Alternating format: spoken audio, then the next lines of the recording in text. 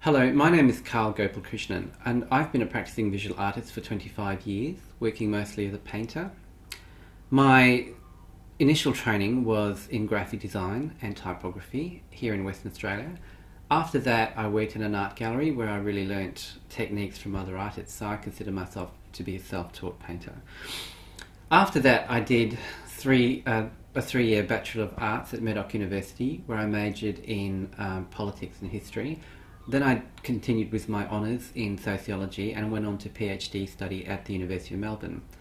Even though I withdrew from that course, I learnt a lot from it, and I keep a lot of my academic practice in my visual art process. I just made a conscious decision to pursue my learning process as a visual artist rather than as an academic. The work that I've sent the workshop come from an exhibition that I'm still putting together called The Assassination of Judy Garland. I completed these paintings between 2008 and 2011. The germ of that exhibition and most of my work in the last 10 years go back to the events of 9/11. The photographs on the screen were taken as part of that exhibition's edition, Other Bedtime Stories, and they're photographs of my niece. And the theme of these photographs quite clearly are how we are led as children into supporting the war on terror. This painting is titled Obama in Conversation with Vishnu and Daleks, as in the Daleks from Doctor Who. Later paintings did not focus on Obama as much because I began to realise that he wasn't as much an individual as a digital projection of our hopes and dreams coming together on the internet in a sense. Because under Obama, the drone campaign increased.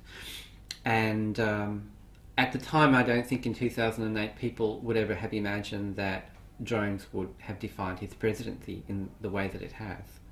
I had in my mind the Talon robots that were assisting with defusing IEDs in Iraq. But of course, Daleks in the air are a really good metaphor for drones, I think, and using the internet with all those messianic cultural icons coming through, I decided to see that as emanations of the god Vishnu, the Indian god Vishnu, which is why in this painting you can see Obama emerging with a tail made out of digital code, zeros and ones. I thought it was very apt for the high drama of the US primaries at the time. It had very epic proportions. This painting here is the idea of new capabilities really being about biological technology as opposed, we tend to instantly think of drones and surveillance, and in this painting it's exploring the idea of biological technology. I've used the old BlackBerry Bold, the idea of the communication technology.